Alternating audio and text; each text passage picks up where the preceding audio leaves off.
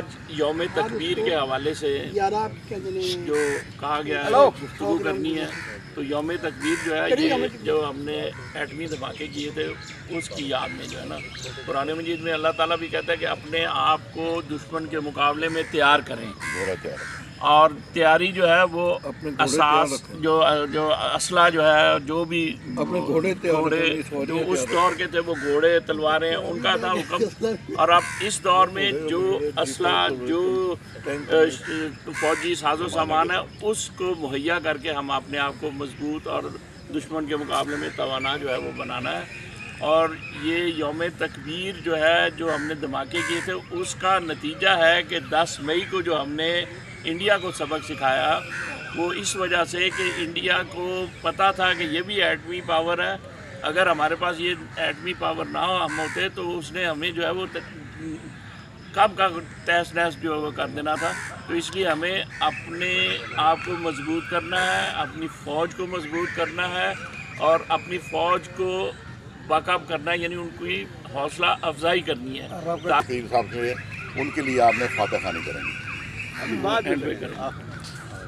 یہ جو ہم نے دھماکے کیے ہیں اس کے لیے ہمیں یہ شور شرابے اور یہ کرنے کی ضرورت نہیں، اللہ کے حضور سر بسجود ہونا چاہیے کہ اللہ تو نے اپنے فضل سے ہمیں وہ توفیق عطا کی کہ آج ہم دنیا میں اپنا سر فخر سے بلند کر کے بیٹھے ہوئے ہیں، اور لوگوں کو پتہ ہے کہ یہ وہ قوم ہے کہ جو کہ ہر کام میں جب وہ اس میں انوالو ہو جاتی ہے تو سب سے آگے جاتی ہے۔ تو یہ اللہ کا شکر ہے، ہمیں شکرانے کے نفل پڑھنے چاہیے اور اس کے حضور دعا کرنی چاہیے کہ یا اللہ تو ہمیں اسی طرح قائم و دائم رکھ اور تا قیامت قائم رکھ ہمیں۔ میں جی یوم تکبیر کے حوالے سے یہ کہنا چاہ رہا ہوں کہ جب بھی ہم یوم تکبیر کا نام لیتے ہیں تو عبد القدیر خان کا نام ہمیں آتا ہے، جنہوں نے ڈیفنس کے لحاظ سے قومی لیول پر نہیں بلکہ انٹرنیشنل لیول پر پاکستان کو مضبوط کیا۔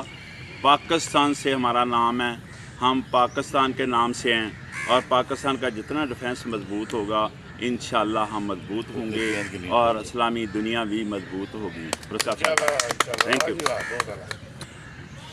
لازم ہے ہم جو ہم نے ایٹم بم کے دھماکے کیے، میں چاہتا ہوں کہ اب ہائیڈروجن بم کا بھی دھماکہ کریں تاکہ ہماری دھاکہ اور بیٹھ جائے اور ارد گرد کے سارے مالک ہم سے ڈریں۔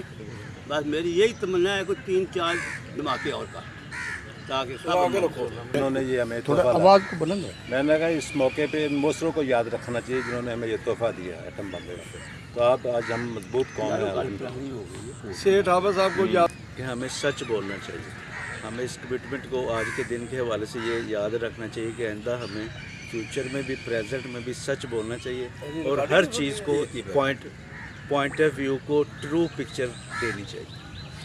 سب سے پہلے ڈاکٹر قدیر صاحب کا، اس کے بعد نواز شریف صاحب کا شکریہ ادا کرتے ہیں کہ انہوں نے اس اہل اس ملک کو کیا کہ آج ہم انڈیا کو لتاڑ سکتے ہیں۔ بہت شکریہ۔ بسم اللہ الرحمن الرحیم۔ ایکچولی آپ کو پتہ ہے کہ دنیا میں نیوکلر جو ویپن تھا پہلی بار 45 میں جاپان میں امریکہ نے چلایا تھا، اور اس سے انسانیت کی اتنی تباہی ہوئی تھی کہ 25-30 کلومیٹر کے ریڈیس کے اندر کھمبے بھی پگھل گئے تھے۔ اس کے بعد یہ محسوس کیا گیا کہ یہ چیز دنیا میں نہیں ہونی چاہیے۔ امریکہ نے اس کے لیے بڑی کوشش کی خود دھماکے کرنے کے بعد، لیکن اس کی آرمی جو تھی وہ اتنی زیادہ اگریسو تھی اس وقت کہ کوریا میں جہاں یعنی کمیونزم قائم ہوا تھا دوسری عالمی جنگوں کے بعد، کمانڈر ان چیف نے یہ کہا جی کوریا میں پولیس ایکشن کیا جائے فوری طور پہ۔ تو امریکہ کی پولیٹیکل گورنمنٹ اتنی پاورفل ہے کہ پریزیڈنٹ نے فوراً وہ جنرل میکارتھی کو اس کے عہدے سے ڈسمس کر دیا تھا کہ تو کون ہوتا ہے ہمیں ڈائریکشن دینے والا۔ بہرحال اس کے بعد یہ گیم دنیا میں چلتی رہی۔ چائنا نے 60s میں جا کے دھماکے کیے ہیں اور وہ فوری طور پہ ایٹمی کلب کا ممبر بنا۔ اس میں پاکستان کا بہت بڑا رول ہے امریکہ کا چائنا کے ساتھ تعلقات قائم کرانے میں۔ پاکستان میں 50s میں ایک اٹامک انرجی کمیشن قائم ہوا اور اس کے ایک سربراہ ہوا کرتے تھے جب ہم ماسٹرز میں پڑھا کرتے تھے پنجاب یونیورسٹی میں، منیر احمد خان۔ لیکن جب ذوالفقار علی بھٹو کے دور میں ڈاکٹر قدیر نے آفر کی اور ڈاکٹر قدیر جو ہے بھٹو صاحب کے کہنے پہ پاکستان آئے तो उस वक्त ये पता चला कि जो मनीर अहमद ख़ान था वो तो पाकिस्तान का सत्यानाश मार रहा था, एटॉमिक एनर्जी कमीशन का सरबराह होने के हैसियत से, उसने किया ही कुछ नहीं था। तो डॉक्टर कदीर साहब को बहरहाल ये टास्क दिया गया। उनके साथ एटॉमिक साइंटिस्ट की एक बहुत बड़ी जमात थी जिसमें समर मुबारक और बहुत से नाम जो हैं शामिल है। और 1980s में पाकिस्तान इस काबिल हो गया था कि वो फौरी तौर पे धमाका कर सकता था। लेकिन ये मैं वाक़या भी आपको बताता चलूँ कि ज़ियाउल हक साहब इसे खुफिया रखना चाहते थे। इंडिया के एक बहुत बड़े सहाफ़ी थे कुलदीप नैयर, उन्होंने मेरे उस्ताद मुकर्रम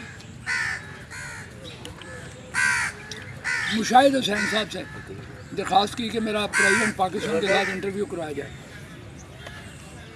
तो मुशाहिद साहब ने कहा कि प्रेसिडेंट इस तरह तो नहीं मानेगा, वो इंटरव्यू ऐसे तो नहीं फौरी तौर तो कहीं आप उनसे बात करके देखें, आपके तल्लुकात हैं। मुशाहिद साहब ने प्रेसिडेंट से बात की, प्रेसिडेंट ने अलाउ कर दिया, लेकिन उसने कहा कि कोई इंस्ट्रूमेंट साथ नहीं होगा, आप होंगे और कदीर नैयर होगा, बस आप दोनों ही मेरे पास आएंगे और रास्ते में आपकी हो सकता है 10 जगह चेकिंग हो, तो आपने जो कपड़े पहने होंगे इसके अलावा आपके पास कुछ नहीं है। चुनांचे ये दोनों ज़ियाउल हक तक पहुँचे और उस वक्त ज़ियाउल हक ने ओपनली उसको कुलदीप नैयर को अपने इंटरव्यू में बताया कि हमने एटम बम तैयार कर लिया, हम कल ही धमाका करने के लिए तैयार हैं, हमारी तैयारी मुकम्मल है। उन दिनों एक अमेरिका ने पाकिस्तान पे वो पाबंदियाँ लगानी थी, तो वो काम रुका हुआ था अभी। तो कुलदीप नैयर ने जाकर इंडिया उस इंटरव्यू को सेव कर लिया, जो कुछ उसने सुना था, लेकिन वो इंतज़ार करता रहा। वो उसका नाम नहीं मेरे जहन में आ रहा, जो अमेरिका पाबंदियाँ लगा रहा था। तो जो ही अमेरिका ने उसका ऐलान किया तो उस वक्त कुलदीप नैयर ने कहा कि पाकिस्तान एटम बम बना चुका है, उस पर मज़ीद पाबंदियाँ आयद की हैं। तो ये मुशाहिद साहब जब कुलदीप नैयर के साथ गए हैं तो वेरी नेक्स्ट डे इस्लामाबाद से एक इंग्लिश न्यूज़पेपर छपा करता था दी मुस्लिम के नाम से, सैयद मुशाहिद हुसैन उसके एडिटर इन चीफ थे। तो मुशाहिद साहब ने अपने अखबार में फौरी तौर पर अगले इंटरव्यू के अगले दिन ये दे दिया कि पाकिस्तान धमाके के लिए तैयार है। ज़ियाउल हक साहब ने इसका ऐलान कर दिया। गवर्नमेंट को ये बात बहुत बुरी लगी कि ये डिक्लेयर करने की बात कर रहा है, हमने खुफिया रखा हुआ है। तो वेरी नेक्स्ट डे गवर्नमेंट की तरदीद आ गई कि ये मुशाहिद साहब ने जो कहा है ये झूठ है, सही नहीं है। फिर उससे अगले दिन फिर मुशाहिद साहब की स्टेटमेंट आ गई कि पाकिस्तान को होश करनी चाहिए, इसको सीक्रेट रखेंगे तो पाकिस्तान का बहुत नुकसान है, इसको फौरी तौर पे ओपन करें कि हमने धमाका करने के हम काबिल हैं, बल्कि धमाका कर दें। तो उसके बाद जो है वो हालात चेंज होते गए आगे चल के, इनको फिर ऐसे हालात बने कि इनको धमाका करना पड़ा। 98 में जब हम धमाका किया गया तो उस वक्त ये क्रेडिट तो नो डाउट नवाज शरीफ साहब को जाता है, लेकिन नवाज शरीफ साहब बताते खुद धमाके के लिए तैयार नहीं थे, क्योंकि एटमी बड़ी ताकतों का बहुत बड़ा प्रेशर था। लेकिन इसमें जो 2-3 बंदों को क्रेडिट जाता है धमाके का, सही क्रेडिट प्रैक्टिकली, उसमें नंबर 1 पे आपकी फ़ौज है, नंबर 2 पे ये अपना नवाए वक्त अखबार के मजीद निज़ामी साहब, उन्होंने नवाज शरीफ साहब को साफ कह दिया कि मियाँ साहब धमाका कर देंगे वरना कौम आपका धमाका कर देगी, कर दें धमाका आप। तो इस प्रेशर पे फिर ये धमाका हुआ था। तो एक्चुअली ये एटम बम में इंसान शुरू से एक दूसरे का दुश्मन रहा है। ये एक इंतहा है न्यूक्लियर वेपन्स, ये दुनिया में एक बार चल चुका है, दूसरी बार इसके चलने का इम्कान मैं समझता हूँ नहीं है। लेकिन अगर ये चलेगा तो दुनिया पूरी तबाह होगी, कोई मुल्क नहीं बचेगा उससे, पूरी दुनिया जो है वो यानी नेस्तो नबूद हो जाएगी और नए सिरे से कोई इंसान बचा वो पत्थर का ज़माना शुरू होगा। तो ये एक एक्चुअली डेटरेंट है, ये हैबत का तवाज़ुन है खिते के अंदर, और इंडिया बखूबी जानता है कि ये हैबत का तवाज़ुन जो है उनके लिए कितना ख़तरनाक है। तो लिहाजा इंडिया जो है कोई ऐसी बहुत बड़ी गलती नहीं करेगा कि जिससे पाकिस्तान का मज़ीद नुकसान हो। सानी साहब क्या आगे करेंगे आप? यार ये 1 मिनट रखा था, आपने 7 मिनट हो गए। तेरे को लफ्ज़ नहीं